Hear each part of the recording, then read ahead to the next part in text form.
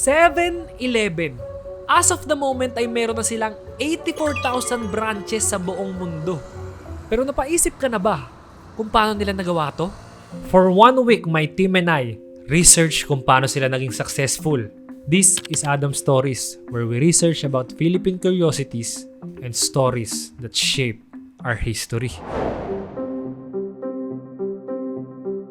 Balik tayo sa 1927.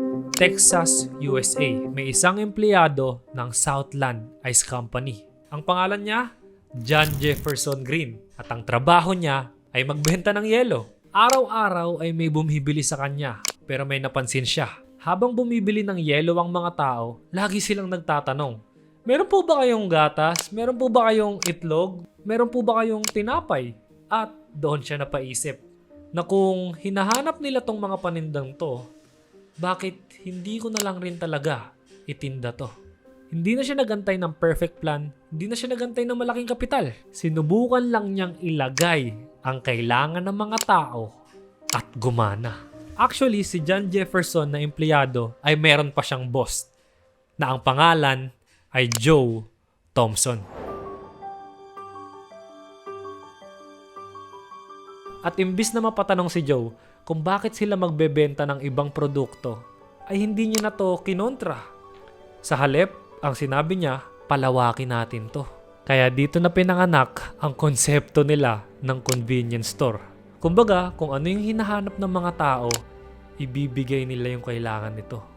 Pero at this current time, hindi naman talaga 7-Eleven pa ang pangalan ng store. At ang pangalan ng store ay Totem Stores, na galing sa salitang tote, na ibig sabihin ay magdala.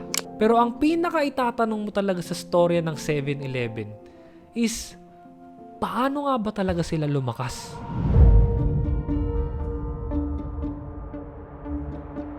Dumating ang World War II. Heavy fighting is taking place between the Germans and invasion forces on the Normandy Peninsula, about 31 miles southwest of London. At ang Southland, sila yung naging main supplier ng yelo ng US Army training camps. Kaya yun, dito na sila lumakas at dito na sila pumaldo. Dito na nila napatunayan na hindi lang sila basta tindahan. Dahil sa sobrang dami ng demand, nakagawa rin sila ng maayos na sistema. Kaya imbes na mag-isip pa sila ng fancy name, yung pangalan nila mismo yung ginawa nilang pangako sa mga tao. 7-Eleven.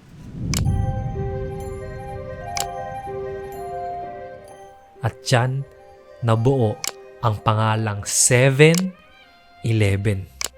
Ang isang ideya para lumaki ay kailangan talaga merong something unique dito. At merong ginawang move ang 7-Eleven kung bakit sila naging unique. Pag sinabing 7-Eleven, actually ang unang pumapasok talaga sa isip ko agad is yung Slurpee nila. Pero alam mo ba na ang Slurpee ay nadiscover lang through an accident? Tara, kwento ko sa inyo sa labas. So, noong 1966, meron nakapansin na nagngangalang si Omar Nedlick. So, basically, napansin niya na pag ang soft drinks pala ay hindi tuluyang nagyelo, ay nagiging isang malamig at malambot na frozen drink. So, basically, yun yung ginawa niya. Because of that discovery, yun yung nagbigay sa kanila ng urge na gumawa ng mismong machine na gumagawa ng parang malambot na frozen drink. At doon na pinanganak ang Slurpee. Mula sa isang simpleng idea lang, ang Slurpee ay naging sobrang iconic na drink. And ito rin talaga mismo yung nakatulong sa kanila para ang 7-Eleven ay mapunta sa mapa ng buong mundo. Alam mo ba na mahigit 7 billion Slurpees na ang nabenta? Pero with those unique moves, ang pinakatanong talaga dito, kung ang 7-Eleven ay galing sa Texas, paanong umabot sila na magkaroon ng stores sa buong mundo?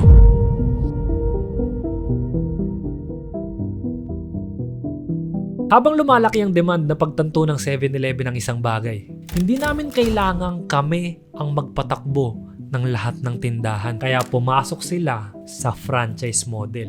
From local owners, ito yung magpapatakbo ng store. At ang 7-Eleven, sila yung magpo-provide ng brand, sistema at produkto. At doon sa mga magpa-franchise, ang kailangan lang nila ay franchise fee at mag-comply sa kung ano yung gusto nila. Yun lang, at wala na silang komplikadong gagawin pa. At dito sila nagsimulang dumami. Hindi dahil sa laki ng kapital, pero sa tibay ng kanilang sistema. Actually, nung hindi ko pa talaga nire-research to, akala ko talaga sa Japan nagmula ang 7-Eleven. Saang bansa nagsimula ang 7-Eleven? Korea. Pilipinas. Ano? Di ko sure. Saan? USA. Japan. Japan. Pero dahil nalaman natin ngayon na sa Amerika pala to nagsimula, paano ba napasok sa litrato ng 7-Eleven ang Japan? Taong 1973, may Japanese company na gustong mag-franchise ng 7-Eleven. Kaya nagkaroon ng licensing agreement sa pagitan ng Amerika at Japan. Sa panig ng Amerika, simple lang. Basta bayad yung franchise fees at sumusunod sa standards, sige, patakbuhin nyo. Pero iba ang nakita ng Japan. At may isang tao ang nanguna sa vision na to. At eto, si Toshifumi Suzuki. Hindi niya ginaya ang 7-Eleven ng Amerika, pero in-upgrade niya. Ginamit niya ang mga data, logistics at culture. Habang sa Amerika, malalaki ang bodega at bihira ang delivery. Sa Japan, maliit ang storage pero maraming delivery araw-araw. At ang resulta, mas sariwa ang produkto, mas konti ang nasasayang at mas malaki ang kita kada store. Hanggang sa dumating sa punto na Japan na mismo ang pinakamalakas na 7-Eleven operation sa buong mundo. Isang American brand na naging Japanese-led global empire. Pero naisip mo ba na kung number 1 ang 7-Eleven, wala bang sumubok na pabagsakin sila? And actually, marami. Sa global level, hinarap nila ang mga higante tulad ng Circle K. At sa Japan mismo, ang Family Mart at ang Lawson. At sa Pilipinas, isa sa pinakadirektang tumapat sa kanila noon ay ang Ministop, na nakilala sa rice mill at fried chicken. Parang convenience store na merong kainan sa loob. Pero ang tanong, bakit 7-Eleven pa rin ang nasa unahan? Dahil habang pare-pareho ang format, ang 7-Eleven ay nag-a-adjust kada lugar, nag-a-adjust kada bansa. Sa produkto, sa oras, sa kultura at pangangailangan ng tao. Sa puntong to ng kwento, maaring alam na natin kung paano sila nagsimula, paano sila lumakas. Pero gaano na ba talaga kalaki ang 7-Eleven ngayon? Ayon sa na-research namin, ang 7-Eleven ay meron ng valuation ngayon, $50 billion. In peso, 2.8 trillion. At alam mo ba yung katumbas ng 2.8 trillion? Ito lang naman yung kailangan nating budget para mapatakbo yung buong bansa natin sa loob ng isang taon. So ang pagbili sa buong 7-Eleven ay halos katumbas ng isang taong pagpapatakbo ng isang bansa. Ang 7-Eleven story ay patunay na hindi lahat ng malaking bagay ay nagsimula sa malaking idea. Minsan, nagsisimula lang siya sa simpleng tanong na, ano ba talaga kailangan ng mga tao? Mula sa yelo hanggang sa libo-libong stores. And kung meron mo na ako natutunan dito sa storya ng 7-Eleven is, hindi mo kailangang maging magaling agad. Kailangan mo lang maging mapagmasid.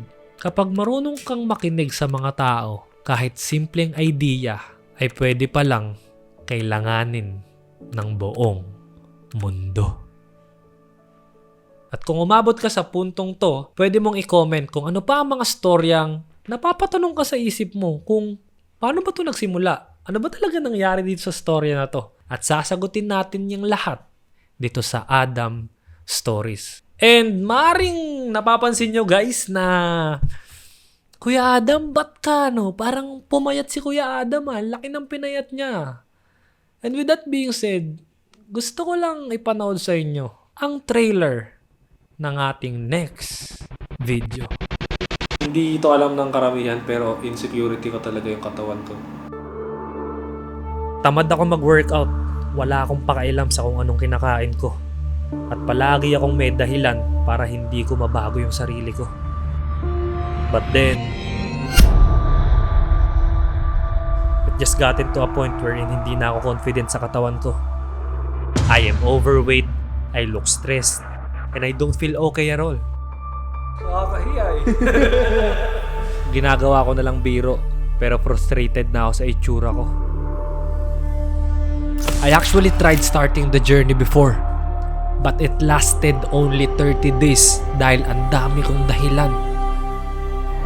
That is why for the whole year, ay tatapusin ko na lahat ng pwedeng maging dahilan para hindi ako magbago. Pag gusto kasi ni Adam, gagawin niya. Pero para sa akin, isa to sa macha-challenge talaga siya. Sa loob ng isang taon, the goal is simple. From 84 kg, I want to lose 20 kg. And finally, makita ang best version ng sarili ko.